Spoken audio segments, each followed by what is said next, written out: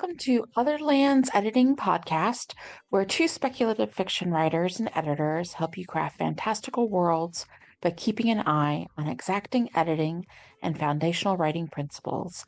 Every 2 weeks, we bring you interviews with other writers, advice on editing and writers' craft pitfalls, and reviews of popular media to help you grow. So sit back, relax, and join Margaret Bates and Midnight Voss as we discuss all things writing and editing.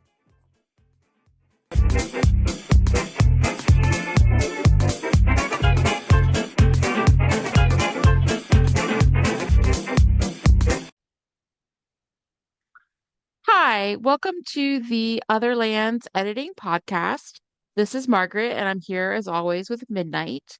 We will be talking about some different things this week, but first, before we get into our main discussion, I wanted to let you all know we'll be teaching a forum class in mid-December into January about how to write holiday stories. It means other holidays, not just like seasonal winter holidays, but also looking at Halloween stories and tying it into other types of holidays that are popular, sometimes like Valentine's Day. And if you want to get information about how to sign up for that class, which will be hosted through groups.io, you can email us at info@otherlands-editing.com. That's info@otherlands-editing.com. But for right now, it's been a few weeks. So, Midnight, you want to tell us what we're talking about today? Sure. Today we are going to start talking about religion. And since we are editors, it is mostly from the world building perspective, but current events are, I think, what prompted us to start discussing this. So, what was happening that made you think that we should jump in? Well, it was a little bit odd, and I've watched enough videos on this to see that the rapture and quote rapture talk became very popular on TikTok because I think some South African preacher kind of ran a little bit of, let's be honest, an online grift saying the rapture from Revelation and end times and Christian theology was going to happen. First, they had it was going to happen, I think, in the middle to end of September to kind of go around Yom Kippur. But then they're like, well, maybe it's the Julian calendar, and somehow God got confused with the calendar. So it might be like the 6th of October. But since we're recording this on the 4th of November, you can tell that as far as we can see, the rapture didn't happen. But it Yeah, got me thinking about how each religion obviously is going to have in real life or in fiction its own world building, its own tenets, its own beliefs. But in general, the subset of especially American Christians who believe in our evangelical fundamentalist in like a literal rapture and have what they call that eschatology of belief of how the end times are going to happen is one of the more interesting types of world building and lack of like coherence in it. Because, most of this is stuff I've got from watching people analyze the Left Behind movies, and I mean the ones with Kirk Cameron from like the 90s that were direct to DVD. I'm actually was a Methodist, so we weren't deep into this is what's going to happen in the end times, and there'll be giant locust people who'll eat you, which is actually in Revelation if you read it. But one of the things I found so odd is, especially you'd see it on Rapture Talk, they'd get obsessed with little things that kind of didn't make sense. Like, if you're going to get raptured, make sure you're wearing your nice clothes, because according to the way it's set up in Left Behind, which I think became enmeshed with actual beliefs on the rapture, is that your body will physically get raptured, but your clothes won't get raptured. So you'll float into heaven essentially naked, but you'd be heaven is a embarrassed. nudist colony. Yeah, you get embarrassed if your clothes got left behind, if you didn't have the nicest underwear on or whatever. But A, why can't your spirit just like ascend? Why does it have to be your physical body? That's a little random. But also, do you care if you've already ascended to paradise? What does it matter what sinners you think are going to be in perdition forever? Think about the clothes you were wearing the day you ascended. Or, okay, extrapolating from that, if you really believe we're living in the end times, and we might ascend at any moment, or the rapture's just around the corner because these people kept moving the goalpost. Why would you even have pets or children? Because what happens if you like raptured but they didn't? And they literally had people who gave their children away, at least two cases. The CPS, which is in the United States, stands for Child Protective Services, in case they got raptured but their kids got left behind. And I'm like, A, what kind of God wouldn't let kids go to heaven? B, why did you raise your kids in such a way that you thought they were going to get excluded? And more often, C, did you just kind of look for an excuse to get your kids out from underfoot, then realize the raptures didn't happen on either date, and now you're trying to get in legal battles to get them back? But all those weird little inconsistencies that don't make a lot of sense even within that own setup of the eschatology for Christian end times. Maybe think about how religion, even in real life, can be poorly world built. So that's why I Well, brought and that as you've idea to you. mentioned before, like a lot of this stuff is not ancient in any way. It's very recent to their, I'm going to call this part of it mythology. I'm not have a problem with that because they've started building it from a fiction series. So it's not even as though they have this ancient text and they're the people of the book and they're following this. It's that these stuff got added within the past couple of decades. And then the part about the rapture was also quite late in adding into this system of belief. I think that you'd mentioned it in the sometime in the 1800s. Is that accurate or Yeah, was it earlier? yeah, the idea that built on the eschatology of like there'll be 7 years of tribulation and looking for the signs is really something that came in with revivalist preachers in the 1840s. And then what you think of the architecture of the emphasis, especially on the end times with an antichrist, which is mentioned in Revelation, that is true, but Yeah. the obsessive like emphasis and looking for it was there. And they would say things like in the 80s, like it's going to be Ayatollah this or whatever, or Saddam Hussein back when he was still running Iraq. But at the same time, this really ramped up because in the 90s they had that made for DVD series, and the Left Behind books were very popular. They were also co-written between a minister and a failed romance novelist. So it's, if you feel like if you've ever read them that they're super pulpy and super purple in their prose, that's why. The provenance is definitely there in the way it's written. And some things that you'll see people extrapolate today in 2020 really feels like it comes just lifted from either having seen that as a kid in Sunday school as a movie or had to read that or the spin-off Left Behind series for teens. And it's like a telephone of a telephone of a telephone game where maybe the original Hebrew scripts existed, then you had the revelation in the Christian Bible. Then, Reformed preachers in the 1840s have these ideas to facilitate revivals, and somehow it bled into Left Behind. And now, like 8 iterations down, it's the fodder for TikTok videos. But a lot of it seems to be coming from a fictional book series of the 1980s and early 90s. And it's confusing and it's muddled. At this point, you're right, mythology, because it's based really more on a book than it is on the good book. Yeah, it's strange. And we say this all the time about current events as you have to make fiction more realistic than what we're currently living through. And I think that's true of religions as well, is that you both have to make them more realistic and logically coherent, but at the same time recognize how messy and complicated religion can be for people. And one thing is we're throwing around the term religion, but how, especially since you're the world building side and expert of our little team, but how do you define a religion? Like, what is a religion anyway? I think I define it mostly what it does rather than what it is. So I think of it in a couple of different ways, and then we can delve into parts of those.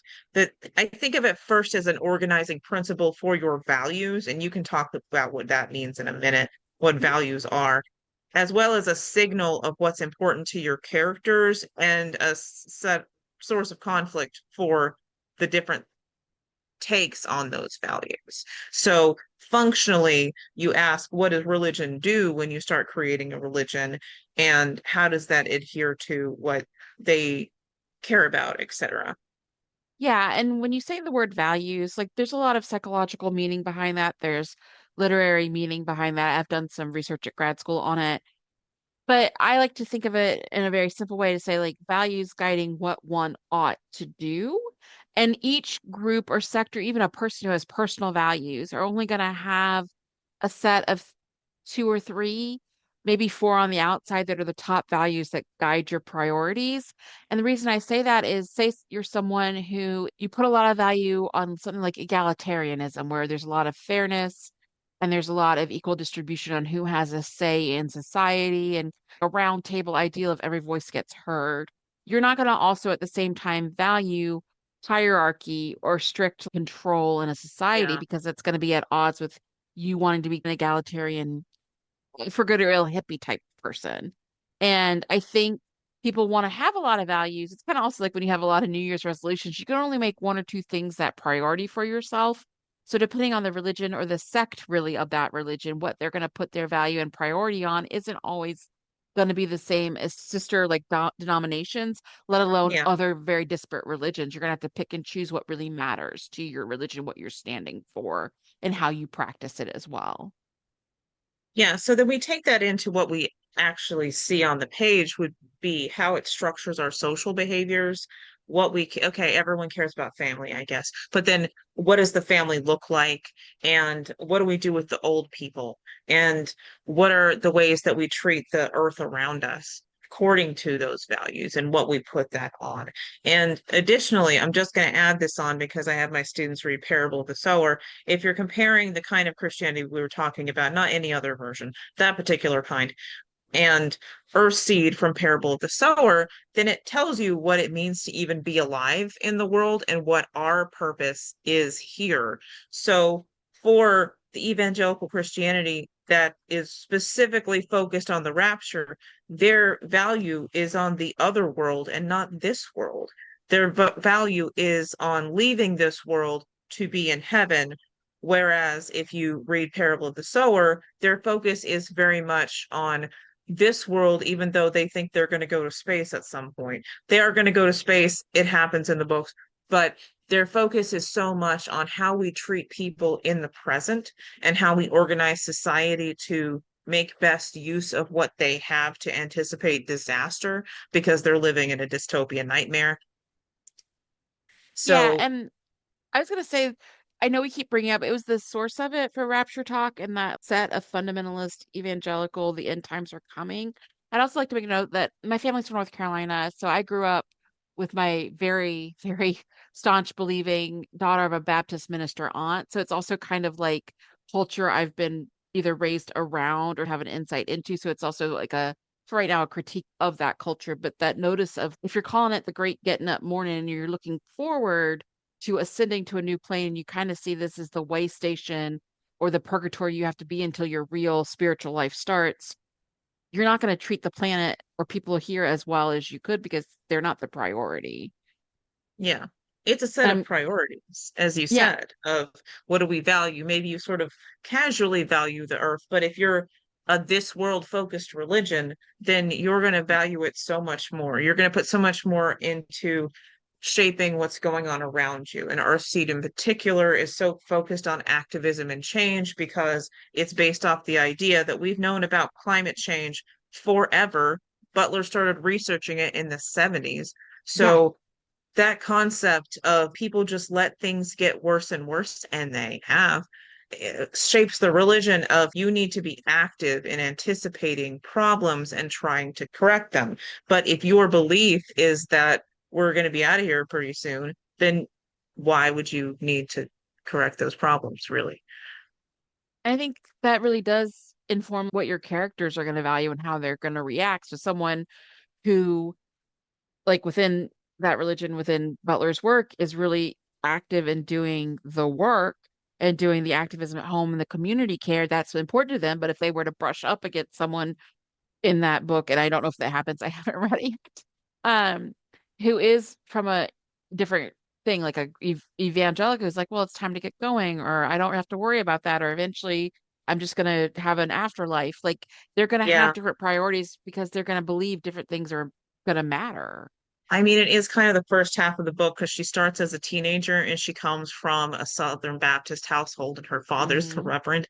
So the community is very much, well, eventually things will get back to normal, but they never do a lot to do that. It takes a lot to even get them to put out a night watch. So people are very resistant to taking action to help themselves in any way. They've got this sense of learned helplessness because things have been bad for so long. It's partially religious and partially just like apathy and learned helplessness, but that's a little tangential to what we're talking about. Then they do in the next book come up against Christo-fascists, which is an entirely different piece of Yes. bread and butter. So let's let them go.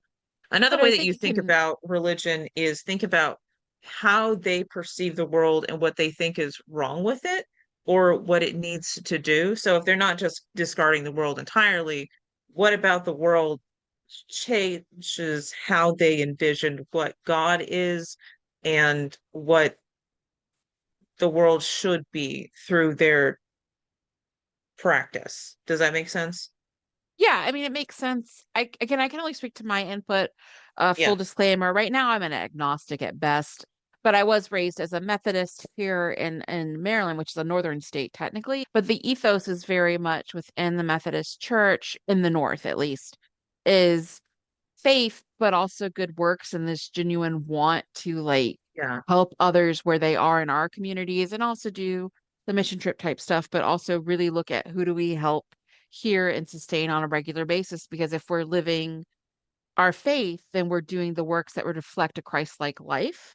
And yeah, that yeah, to me is something that within religion, even though I'm not religious anymore, I valued because I felt like if they're really willing to be there and in community now, and if community looks like helping the least of us, then that mattered to me. And I thought that was supposed to matter because I thought that was the red text in the New Testament and what Jesus wanted to be done. It's not proselytizing as much as just saying, from my perspective, with the one religion I dealt with and was a part of, for me, that meant fixing the world by starting with our fellow man, starting with people in our hometown, starting with who needs extra food for the food drive, which is very pertinent right now, but was always on our minds. Who needs extra help with starting a tutoring center? Who needs, you know, Toys for Tots this year because they're just not in our own congregation or in our own backyard, not going to be able to have toys for their kids this year.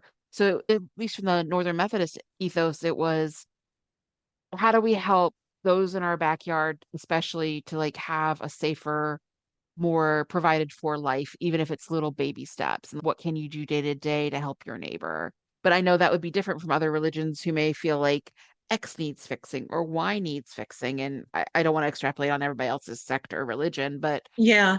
I mean, I think, okay, on one note of that, that sort of ties into how the religion tells you what to look for authority or guidance within the religion itself. We can talk about a little bit more about the structure in a minute, but the concept of I need to live a Christ-like lifestyle, as in I need to help the poor and the community in the way that Christ would, that shows those values in there. But additionally, along those lines of the what does the world look like, I think the easiest way to look at this from polytheistic view is just to go back to ancient Greece, where they will tell you that the world was kind of chaotic and therefore the gods were kind of chaotic and personal. that's a And when nice you way to get put these, Zeus. uh, Chaotic. Oh, yeah. um, I mean, not all of them are insane, but Arachne did get turned into a spider for having an attitude. So, like, there's a lot going on there. And if you look to older pantheons, then it may be because there are parts of the world you don't understand yet, or there are things that need explaining of like, why is it like this? And then they put these things in there that will help contextualize what's going on as well as forward those values. And then Greece in particular is interesting for this because they did have a large pantheon, but then you would have specific cities that would just, not even countries, like specific cities would be like, this is the one.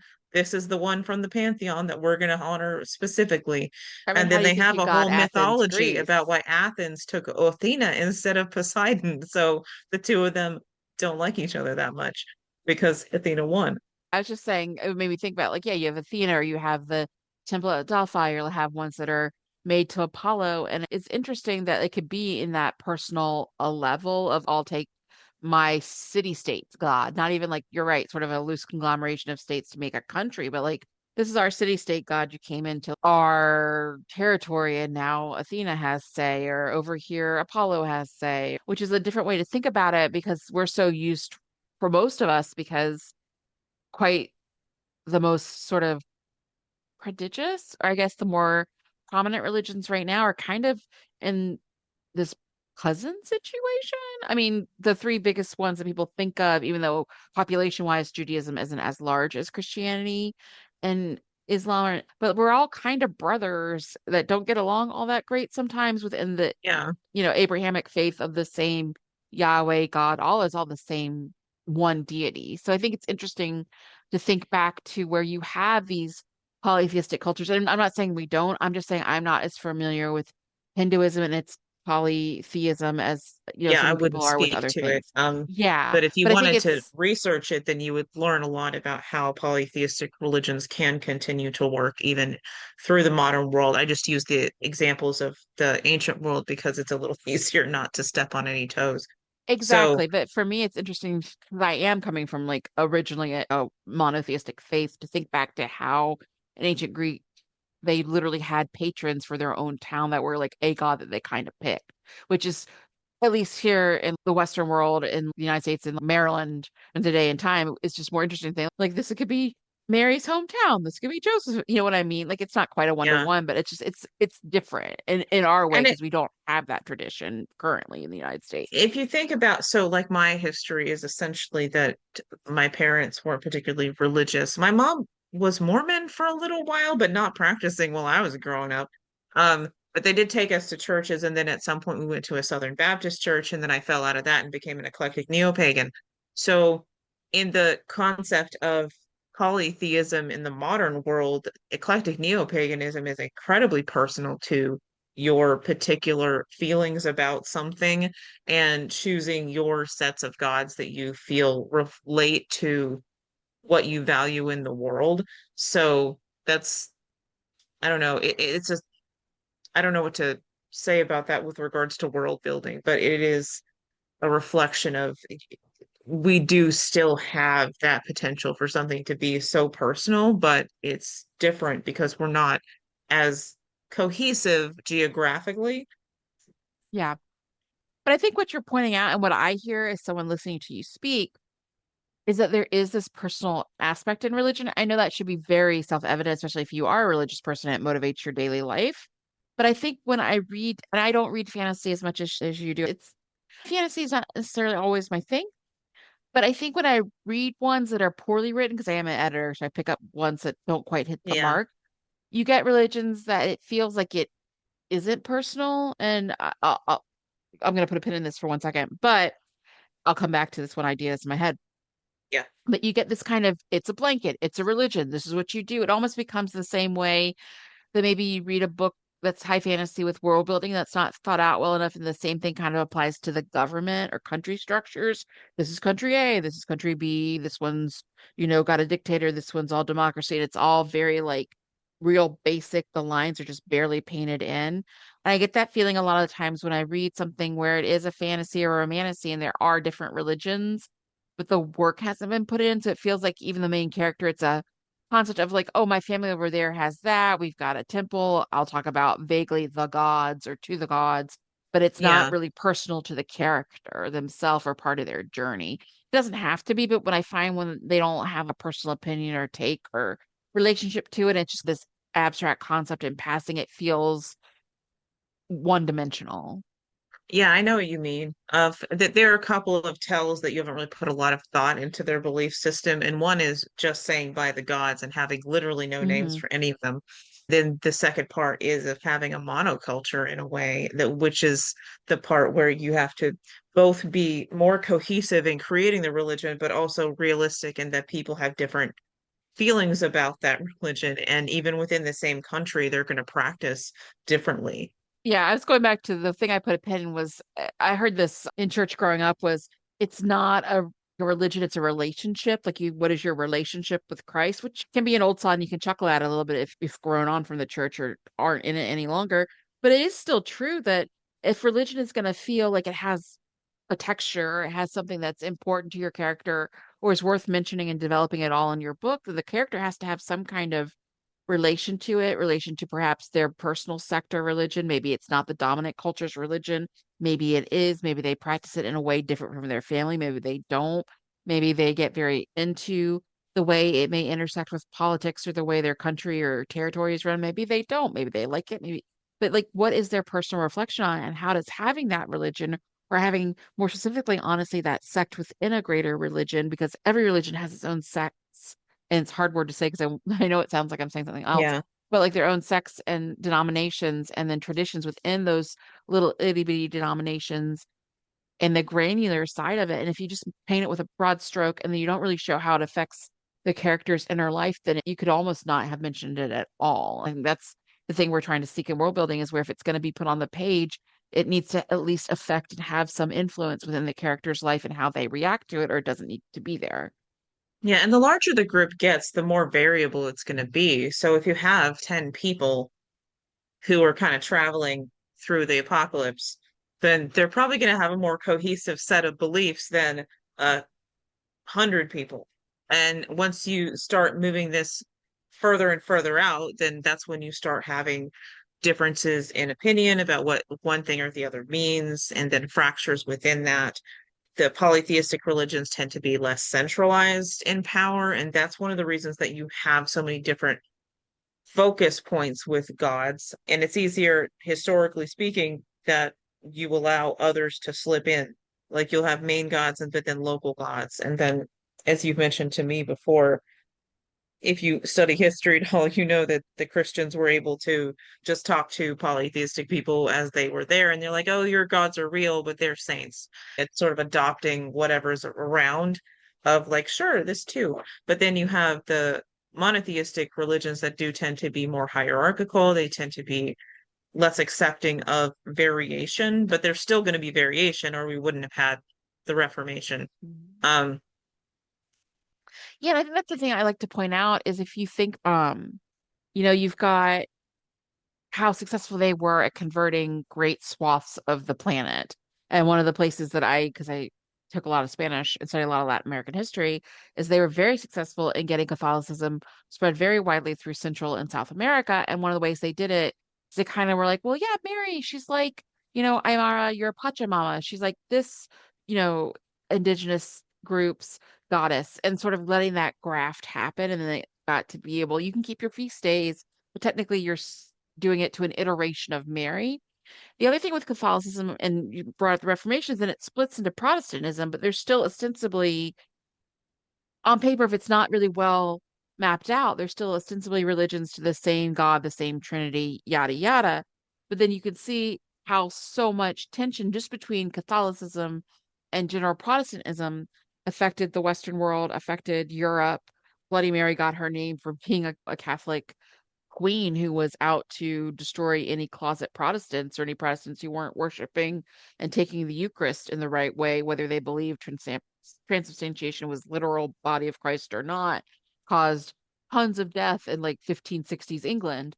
Or even if you're like not thinking of examples that far away, the troubles in Northern Ireland between Catholic and Protestant sects within Northern Ireland back in the 90s. You would think on paper, okay, well, they both believe in the same God, the same Holy Ghost, the same Jesus. It shouldn't be that different, but it really can be. And then if you think about greater differences between different religions and not just sects or denominations. But I think people forget that it doesn't have to be polar opposite. You don't have to have like a polytheistic religion over here on one side and a very rigid monotheistic patriarchal religion on the other for there to be divisions and fights and infighting. You could have it within your own different denominations of your one, in our case, like patriarchal monotheistic religion. Like I think people forget that there can be conflict even with not that much variation, which is very yeah. true in real life, but you don't see it as much in the fictional world.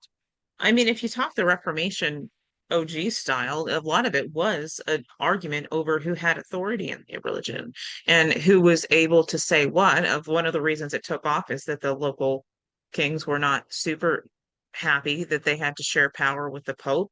But another was it that we had the printing press finally. The East had it earlier. They had printing earlier than we did. Of But course. we got those two things going on, and then you had someone questioning of like, why are you going so far away from the book? Why is the book not the authority? Why are we not looking at that as the authority? Why are you able to do these things? Shouldn't we be able to interpret this ourselves as one of the several points? Because corruption was also part of it. But it is questioning that authority and completely fractured the church as a second time. There are multiple fractures in the history of Christianity. But so even over like simple definitions of at one point they were doing it in Latin, but then why can't we look at this ourselves and determine for ourselves and base it off of what the scripture tells us and not this deep canon lore that has been created alongside it. And like as you say, it can be even smaller divisions as you go along. And it's because people can't get along. And once religion reaches a certain point, it feels like it means so much more because it's what you put your faith in. So, and the way that you believe that the world works and the way that people should behave. Yeah, and I think you keep coming back in our notes we've talked about before is like the idea of who are the gatekeepers. So with the schism between Protestantism and Catholicism, and this is becoming more of a history class than I thought, but religion does Sorry. trace history because religion shapes history. That's how we've reacted to it because different religious bodies have been able to change who gets colonized, who has the power, and who doesn't. In this case of gatekeeper, I was thinking about so much of that was in part about intercessory prayer and can you like actually talk to God if you want to, or do you have to go through and go to confessional and have the priest be your Yeah. intermediary? And that's a level of power of your soul can't even, if you are adherent to that religion, have that ability to transgress and transcend to theoretically paradise unless you've paid the coffer and you've done the usury and you've adhered to what the priest told you to do so that they can literally talk to God in your stead, or you want to have a more direct relationship, which is kind of part of the cornerstone of Protestantism. Yeah. Part of Yeah. it outside of Luther is also King Henry really wanted to get divorced a lot, so the Anglican Church And got started. Christianity is not the only religion that had a sect break off because Mm-mm, they no. wanted to have a more personal relationship with their monotheistic God. Sufism is an example, I believe, that you would take from uh, outside of what we've been focusing on because it's just so easy to look at specific examples of big breaks. If you wanted to learn more about how to write religion, start easy. YouTube, Heimler's history, start looking through the things that they what happened. You're like, oh, okay.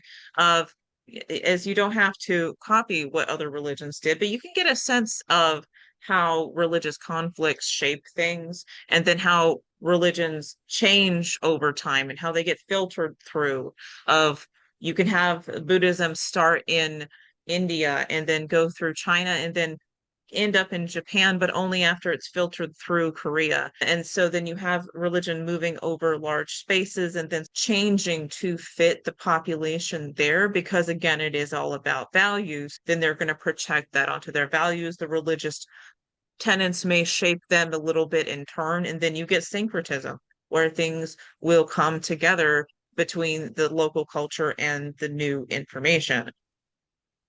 Yeah, and I think it becomes more complicated than just like, well, here's the gods. And I'm not trying to harp on that, but I've read a lot of fiction where it wasn't quite in the depth that needed to be to go live or go to prime time, where it still needed some thoughts on the developmental edit, where they had been like, well, there's the gods. And they don't say anything. They just use it as a phrase instead of saying, oh my God, they'll say, oh my God. So that's about as much Yeah, thought they as they only, put into their I mean, religion. It's at frustrating. that point, it seems like they just want to make it sound a little more like fantasy.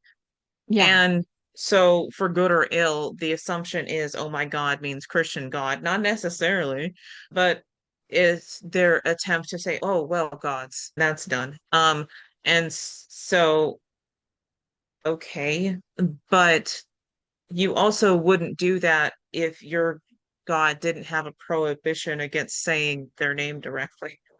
I think also with Yes, that's not something that would gatekeepers, happen. you don't think you think about it as literal people sometimes, like I said, intercessory prayer, but literally, like, Yeah, and you mentioned it too, who decides what's canon, canon, where it's like, what are the actual liturgical books we're considering yeah, as part of our dogma and what was set aside? Because, like, I don't know if a lot of people know this. I'm sorry I keep contextualizing Christianity, but that's what I know from history class and from my own experience. But until the Nicene Council in the year 300 AD or yeah, something, where they figured out which books were going to go mostly into at the time, the Catholic Bible as you know it, and then what books are going to end up just in general, most Bibles as you're able to buy them over the stands nowadays or find them in your hotel room, thanks to the Gideons. But there are books that got thrown out. There's always been a lot of contesting about the validity of, are we even going to accept something like the Gospel of St. Thomas, which has anecdotes about the early life of Christ before he was 30, because there's kind of this blank period between like he was born and then he did his ministry. And are you going to accept some of that? Are you not? What about this book that was thrown out? Like what and who gets to say, nope, this is officially what we're studying and it's going to be part of our books, and who's going to say no? And even if you extrapolate out to Mormonism in the Book of Mormon, all of a sudden they're kind of like Christianity because they got the New Testament and the Old Testament, but then they've got the literal Book of Mormon, which is technically supposed to be about Jesus Christ in the New World and in, you know, Missouri, where the Garden of Eden is. And it is what it is. And that's where they go with it. But who's going to say which book gets kept and which doesn't? And that's a lot of power, too, to dictate what's going to be officially, air quotes, part of your religion. It makes me think of how just one iteration later, and correct me if wrong on this, of like you move into Islam and they're like, yeah, all of that's fine, but this is the newest version. Like we're got the newest prophet, the most recent prophet. So this is the last testament instead of the one that you guys just did. Of like it just adds on from there, and that entire thing makes them,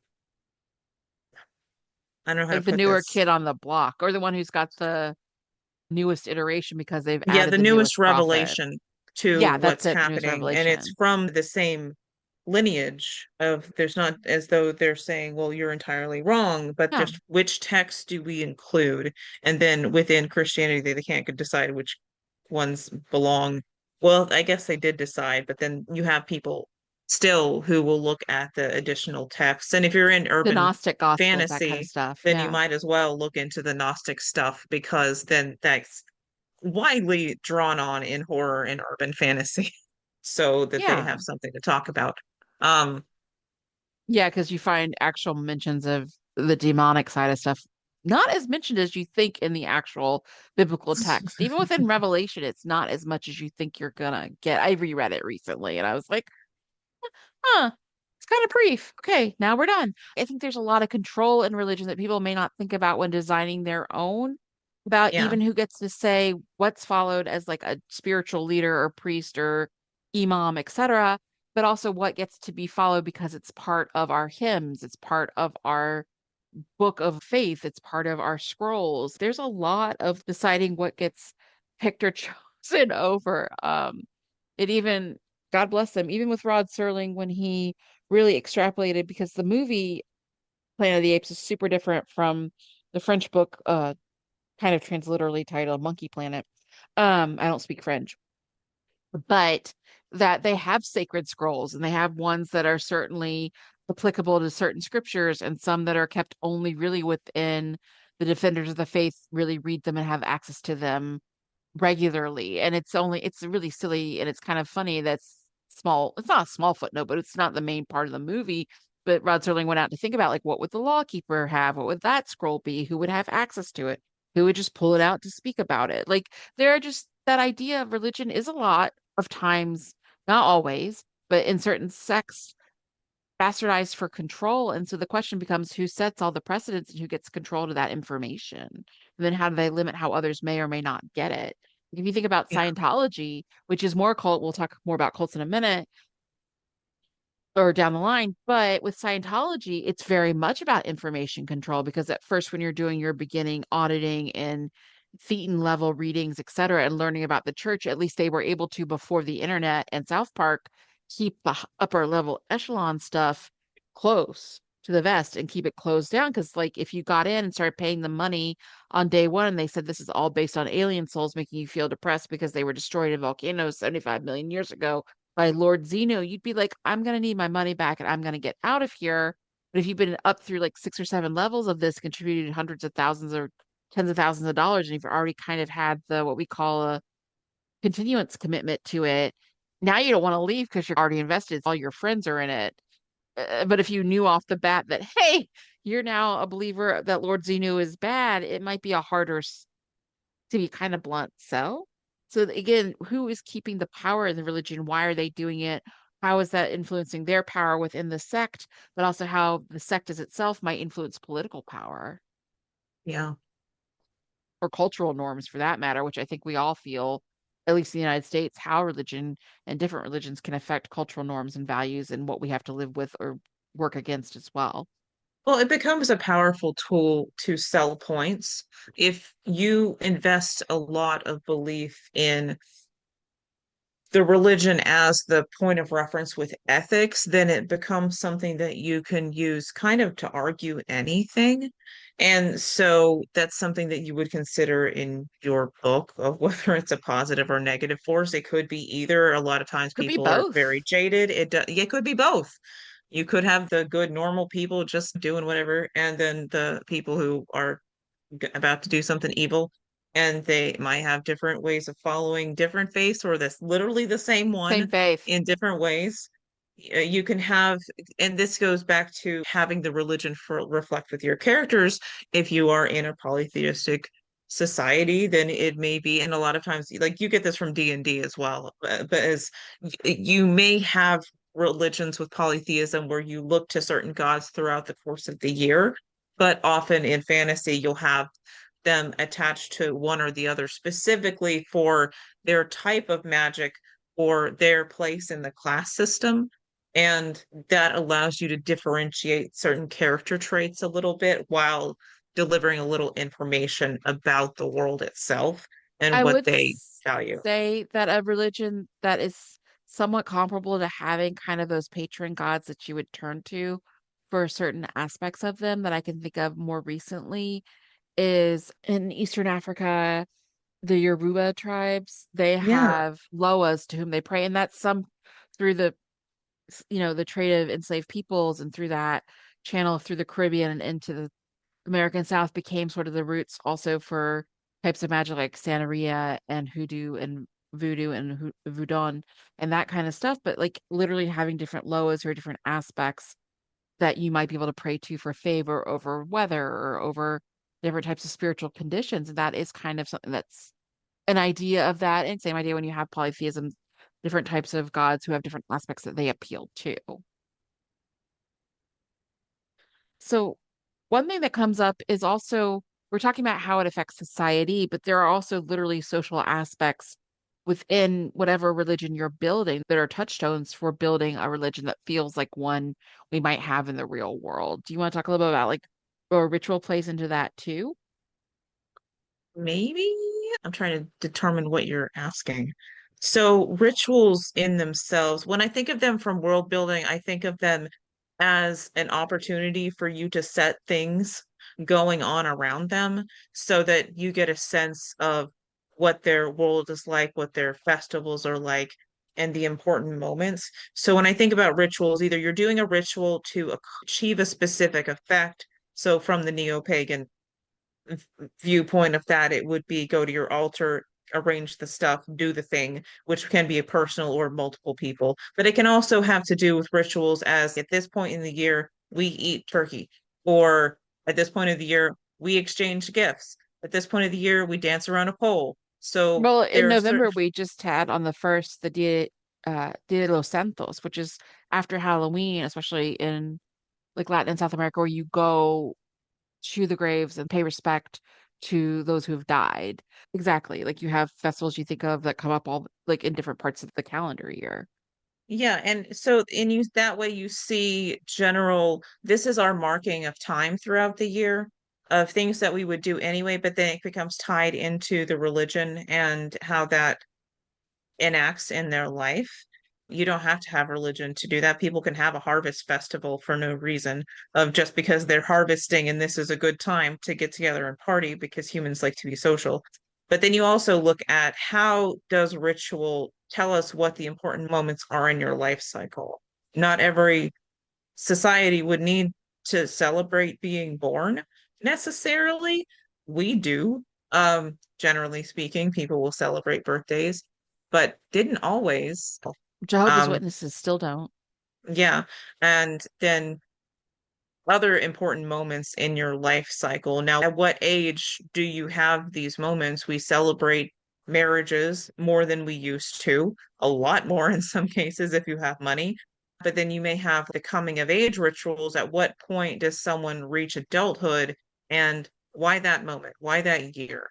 Why is it 12 or 15 or 18 or 21? When is it and what does that mean for other things? What are the other things beyond that point in the life cycle when you've hit? So you look at those rituals as the recurring events of the year or lives and filter that into your world building of, oh, what do we know about the society based off of what they celebrate and what they consider important to think about. Additionally, how do they meet each other? Like, how often are they meeting to talk? So I'm going to go back to Earthseed because I don't want to talk about Christianity anymore. They tend to have a gathering once a week. Now, their gathering isn't so that someone can tell them what to think. Their gathering is so that someone in the community can bring up something that they want to talk about. And they will get up there, they'll talk about it, and everyone will interrogate them. So they will have a hearty discussion about the Earthseed verses or about this other idea that they have. And their point is that we are always active engagement, having active engagement in our world and looking at what's going on around us. And that's their meeting. Um, I was going to say when John Oliver did his sort of exploration of the IRS and its ability to tax or not religions, he applied and made sort of his show audience his religious sect. I forget what he called himself, but it worked. The IRS approved it because one of the tenets was for IRS to consider something a religion, it had to meet regularly. And so they meet once a week on Sundays at his studio. Now it's Saturdays, but on Sundays at the time in his studio in New York City. But it is a meeting time for like-minded individuals to be in fellowship. And that's part of a religion. It's not usually just the feast day or the big holiday, but yeah. usually there's regular in-person meeting that strengthens those bonds as a community. Yeah, that it helps you feel more connected to each other, to have the option to come together and talk about your feelings about this thing that's slightly or largely more than yourself. Okay, now this is from Orange is the New Black, where they were creating a new religion around one of the people in the prison because she does not speak because she has a stutter, but she used to be in a cult, so she knows how to do this stuff. And she started her own little cult, and then they created their own rituals, among which included going outside once a day and absolutely screaming things that were frustrating, which I think is very nice. But then if you took that to some of the more like the neo-pagan stuff, it might be like we need to be outside so many times per day to commune with nature or like take a beat, take a breath, to do these things. So like what about the religion encourages them to do certain things to keep their faith going or keep their connections going? One other thing I like to think about when you're talking about rituals or parts of the religion is also we talked about rituals for when you come of age, but there are also rituals for what happens when there's life or death. There are certain types of ways you prepare the body both before and after death or say goodbye.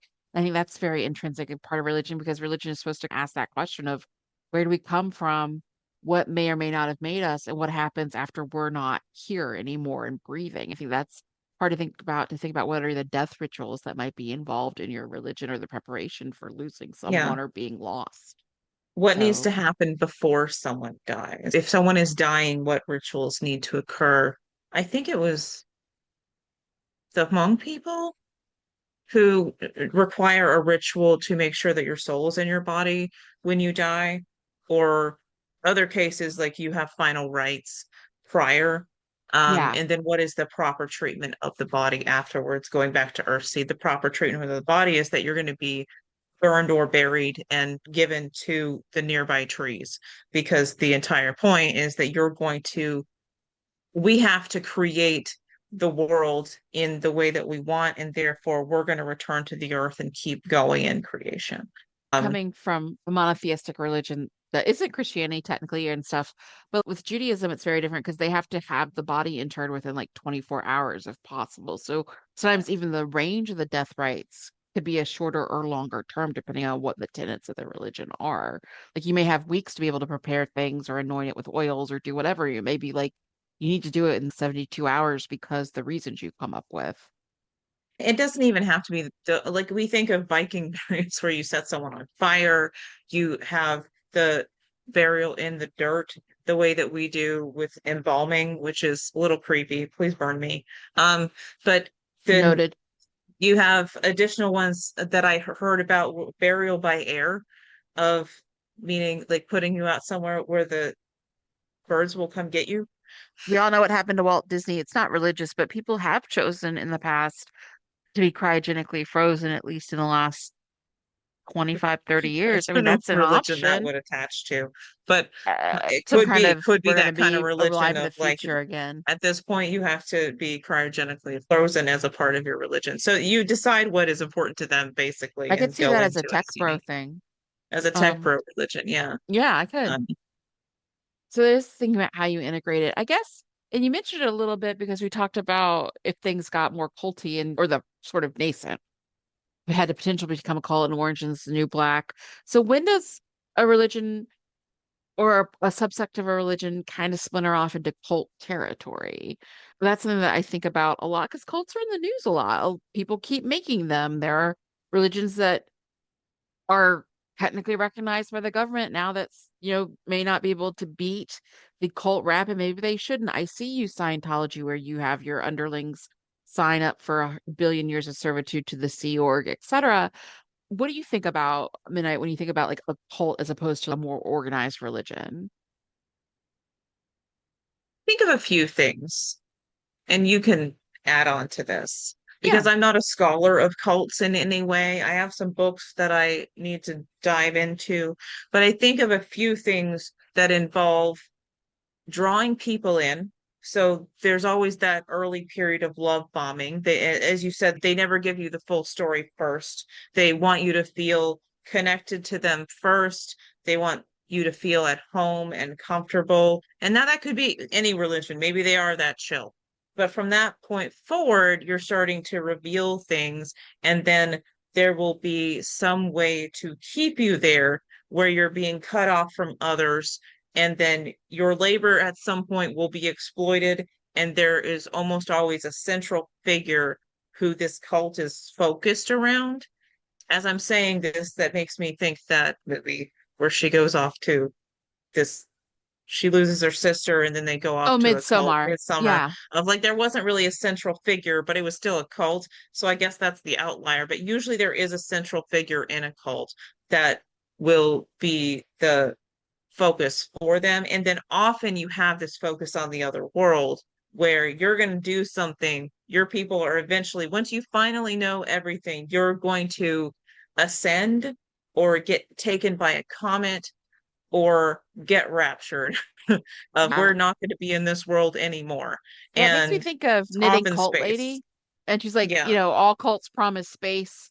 They just don't get there. But in real life, they promise it because even Elon Musk, but they promise it because it's such a far-fetched a field, they'll never achieve it, but the followers don't know that. So you can kind It's of a keep little them less dangling. silly than it's a way that they can defer indefinitely the payoff Gratification. without saying, "Oh, well, God screwed up. We're Yeah, not going this year."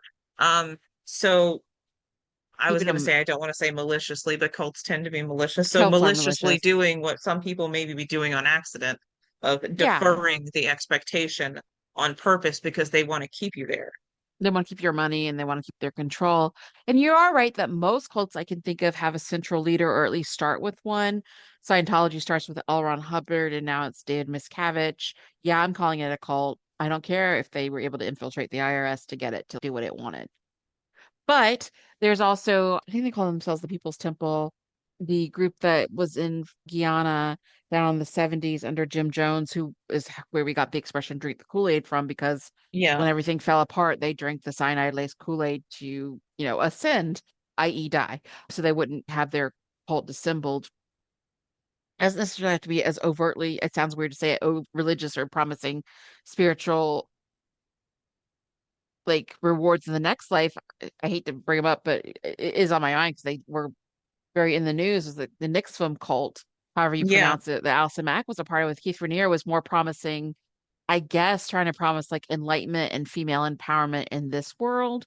But at the end of the day, Rainier was still the central figure of that. So you've got Jim Jones, you've got Keith Raniere, you've got L. Ron Hubbard, very splinter section of the Mormon Church, which was the FLDS, just those Latter-day Saints that were split off in a compound in like Texas. Warren Jess was their cult leader, and David Koresh with the Branch Davidians in Waco in the 1990s. So you're Yeah. seeing a few patterns here that mostly the main leaders, even if they may have essentially female handmaidens who soften their image, like Allison Mack, I see you there, is a central leader. He's usually a man, and he leads with what we call in psychology often the dark triad of personality and the dark triad of leadership, which is a mix of narcissism, and I'll get to each what they mean, Machiavellianism and Yeah. psychopathy. So narcissism, we talk about it a lot because it's become sort of a buzzword on TikTok, but it is that antisocial personality disorder subtype where you're so inwardly focused on yourself and your own gratification that you use others and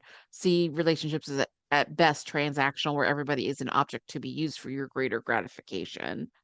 Machiavellianism comes from the idea of, Machiavelli, the prince, where you're doing things and you keep telling yourself, no matter what I do, no matter how awful, the ends are going to justify the means. I'm sure somehow in his deep, most warped mind, Jim Jones thought that it's better to kill us all and not be taken alive and be just taken apart as a church than to die. Dying is better than being like essentially torn apart as a congregation and try to justify the means that way for something that horrific. And then psychopathy, which is usually, violent behavior or, criminal behavior. Sociopathy is usually defined as criminal behavior that's white collar type crime. Psychopathy is flat out willingness to hurt others. And if you think about someone like Keith Rainier, where he was doing things that were violent physically and sexually, I'll put a disclaimer on the podcast that this does talk a little bit about cults and that kind of control. But sexually abusing the women under his control in his cult. Like the psychopathy can be a lot of that type of abuse or food access and restriction, even within Scientology, those who are the lower tier members who work for the Sea Org, they're denied rest. They have to work like 12-hour shifts. They get paid, if they're paid at all, like literally pennies. It's also financial abuse. So there's that leader who may be very charismatic, and that's part of the narcissism, brings you in with their personality and their grandiosity and their promises, tells you it's all going to be justified, but at the end of the day is also hurting you. And then within the cults, you become isolated, you become only associated with other cult members. If you leave, there's that threat of ostracism, and then all of a sudden they have your money. Often in something like Scientology or NXIVM, they have your secrets because you've confessed them to them as either collateral or part of thetan therapy and e-meter reading in Scientology. So now, not only do you have no money, no resources, and nowhere to go because all your friends are still in the cult and they won't talk to you if you leave, you Yeah. also have them could exploit you or use what you know about them from therapy or sessions together or prayer or intercession against you legally. So that's also a reason why even once you're in, you're too deep to get back out. And they work very hard at information and suppression of getting information. It was easier for groups to do that pre-internet, but they could still cut you off or get you to think with a lot of indoctrination and that love bombing you were talking about earlier, midnight, and the thought terminating cliches of don't think about it, just keep focusing on the leader to get you from leaving, from even questioning the wanting to leave, saying even Yeah. to yourself that you're there voluntarily. It makes me think of, I don't know if you ever saw it because it's a billion years ago, but there was a Simpsons episode where the Simpsons join a cult. And it, honestly, Homer's the last one to get into the cult. Like he's in it, but he's not bought in. They're like, he's just got a strong mind. And they finally just sing na na na na na na na leader because he's been singing the Batman theme song in his head for days. Yeah. He's like, na na na na na na na na leader. I love Batman. I mean, I love the leader, but it's still that idea that they had to move to the cult territory on a farm and kind of just be sat there away from Springfield to even start being assimilated into the cult, giving them things they thought they wanted as a love bombing stage. Yeah.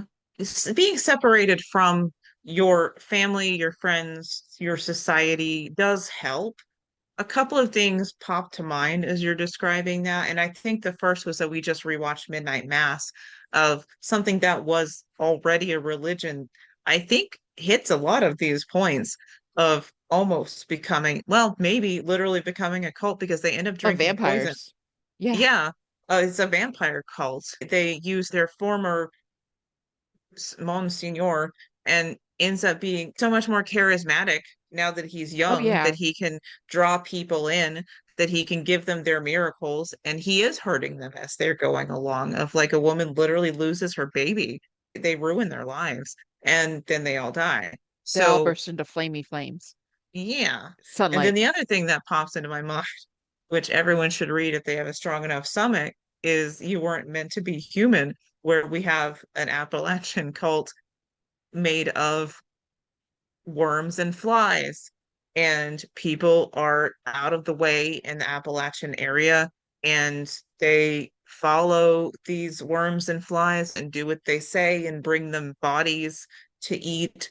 And you're not supposed to be having associations outside of their hive, their collective. And it makes it so much harder to get out because they're drawing from people who are already at their worst point anyway. And that's a big part of it is people are like, well, how could you be so dumb to join a cult? But they specifically target people who are loners, people who are feeling vulnerable. There's a reason Scientology was so easy to get started, especially and really get its, pardon the pun, sea legs by glomming onto people in Los Angeles who are trying to become actors and getting onto people like Travolta Cruz before they became super famous or as famous as actors. Because what's a lower position than a job where all you do is get rejected and the odds of succeeding at all are like minuscule and promising not just fellowship, but maybe chances at connections? Or like with God help us all, NXIVM, women who really want to have a way to feel empowered when society as a whole, as a patriarchy makes women feel often very depowered, but also Yeah. getting women who were isolated online or in fandom because some of the people who were filtered there, unfortunately, were fans from Smallville. They weren't ones we had known, but they were ones who were fans, I think, of the Chloe and Ollie relationship, and one of them who had ended up being her fan and personal assistant for Mac first. And so those are women who were probably lonely. They were online a lot, and this gave them a feeling of fellowship. So yeah, you get people who are lonely and are already semi-isolated and are kind of in a wounded space, and then you love bomb them. By the time they realize things are not quite right or this isn't what they signed up for, it's often just too late, you know? And then there's also that thing where you have to break through the cognitive dissonance. It's very hard to accept that you've been doing something where your beliefs were misguided or you were taken advantage of and admit it. And so sometimes it's just so much more painful to make that break and be like, this doesn't make sense and just keep adhering to Yeah. it because then you don't lose what you've already invested or you don't have to question conflicting beliefs with like, this is what the cult says it does, but now that I'm here, it's really bad and it's exploitative. So there's a lot of Said pain and the issues knitting within that. cult lady says don't go undercover in a cult Yeah, it won't because work. you think you're too smart to have this work on you because they're very good at what they do. If they know what they're doing, that they're trying to draw people in so they can't leave, won't want to leave, and then won't want to be able to admit that they had been tricked, that they Well, it's changed their humiliating. It's mind. Yeah. embarrassing. Everybody wants to feel smart, and then admitting that you were tricked by something like that, that organized, it just makes you feel bad. There's not only that, but then you know you're gonna leave if you had the means and not everybody else you knew was now in the cult. You're gonna get a million I told you so's, and who wants to go to that either? It's a really complicated issue. I think one thing with cults is if you're gonna write stories, especially horror stories, tend to deal with cults because they are creepy, because they end up being abusive most of the time. Yeah. Um, it's kind of their definition. But like people didn't get into them because they were dumb. They got into them because life is hard and we Yeah. all get beaten down often, more often than not. And they reached out to us and were talented con artists who are preying on people like that in their lowest moments of need. And that's really why that is a horrific thing if you're going to write about it as a horror, is that they found people at their lowest moment and promised them kindness and fellowship, but the cost turns out to be high. In horror, it's you're worshiping an old one. You're all going to become worms. You're going to have to kill yourself at 72 by jumping off a cliff, etc. But is that any more barbaric or terrifying than literally what happened with the Heaven's Gate cult that killed themselves to theoretically join the Hale-Bopp comet, or Yeah. what happened with Advanced Davidians having a fatal shootout with the federal government? Like, in the end, they Yeah, they don't usually don't start end out with the well. Kool-Aid. That's not their first No, volley of like, would you like to join us? We're going to kill ourselves. That's not where it starts. it's real Um, gradual by the time you realize it's like a frog boiling moment for yeah. sure. Well, as we wrap up with religion, is there anything else you wanted to add on such a cheery, we're all being slowly boiled kind of note, Midnight, or anything else you want to reflect on that within the I greater mean, we spent context of a world lot of time building? talking about the cultist stuff, but I think a good takeaway is that a lot of this does have to do with power and power that people can have over each other. Then within your world, depending power literal gods may have, because if you're in fantasy, they could be real or they could Yeah. not be real, and you get to make that choice of whether they're going to be around. I would suggest that you don't talk about them vaguely and then someone who is one of the characters turns out to be a god because that's a power scaling issue.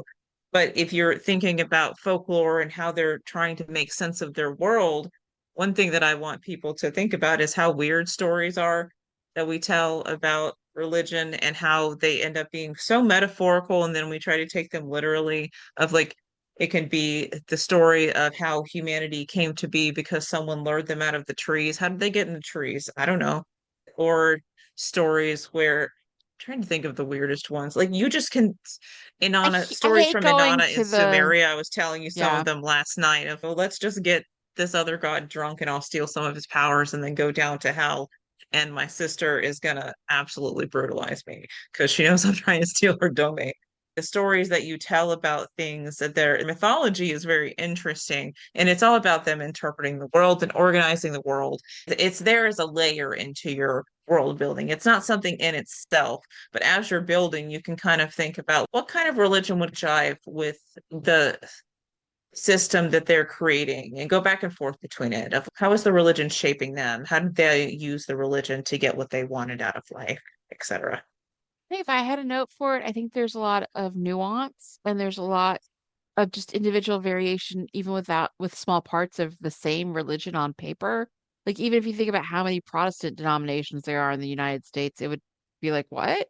But also I think that you need to bring it to that nuance level of what it means to your personal character, because if it's there, it should have some sort of bearing on the character's life. They don't have to be the most religious person to ever religious, but it's going to affect, like you say, their power structure, some of their rituals, maybe what they're into, what their family's into, what they value, or what they value as a reflection to how they wish the religion wasn't so predominant, or maybe isn't predominant enough in their particular area and like political systems. Like it's all going to have ultimately an effect on the character, and it's going to be fine gradations of it than I think people think sometimes.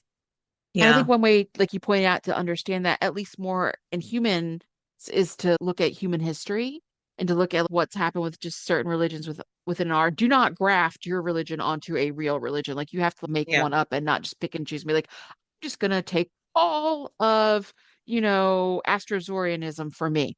But what I am saying is you can see how sects develop, how you have schisms, how you have changes in the liturgy, how you have religious wars or crusades or terrorism attacks.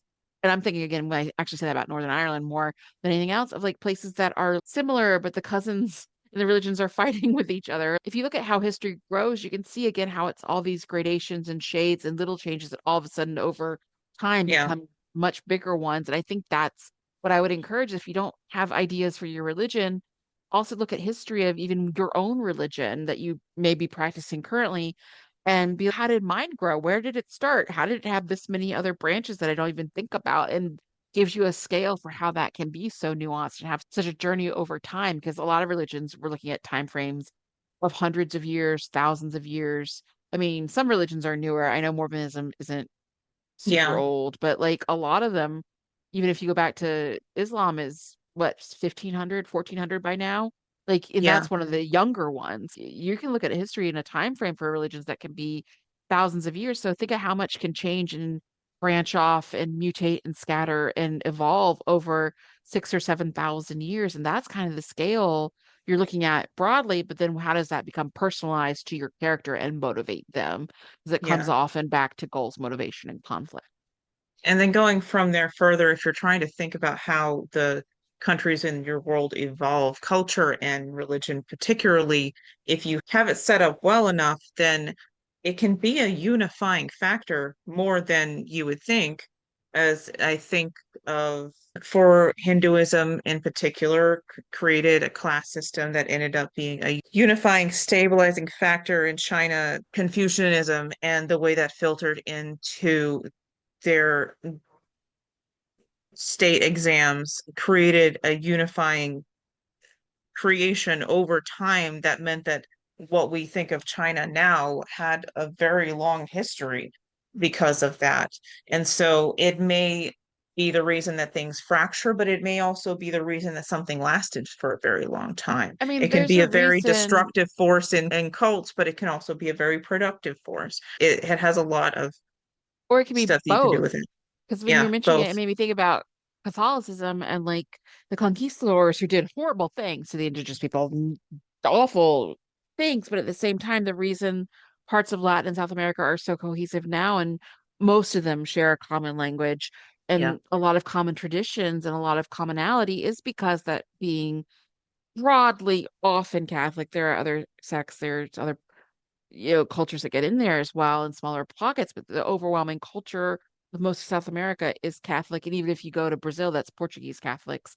But it's still like that did unify a region for hundreds of years and still does under a very similar adopted but still ideology. And for good or ill, it can have a very unifying effect in all sorts of places. And I think there's Yeah, also that nuance of like religion bad, but yeah, but there are aspects to it and aspects of how it has good things or bad things, or what the power, as you like to say, what is it being used for, that really yeah, is determining how the tool is put out there, because religion can be a tool and it can be a good tool or a bad tool. It really depends on who's the gatekeeper at the top of the heap dictating the agenda for it. Similarly with cults, but that's almost always narcissists who are only using it for bad agendas, because yeah. yikes. So, that's what I had for now. Any last thoughts? I guess my last thought is go out there and research some weird stories from other cultures and have fun with it because the more you know about religion in general, the more you can creatively move into your own rather than just, as you say, grafting onto something Useful of your, if you, once you get the vibe of how these early stories run and the way that people have interacted, then you can start vibing with it and seeing how it works and read in your genre and see how people handle it because getting that world building into the story is a animal whole different day. integration. Well, I thank you all for listening to us. We'll be back in a couple of 3 weeks with something new, which we will definitely figure that out before we record. And again, we will be hosting the online forum class for how to write a holiday-based story. Probably start around the 15th of December. But if you're interested in learning about how to sign up for it, you can email us at info@otherlands-editing.com. That's info@otherlands-editing.com. And until then, we will see you in a couple weeks with a new episode.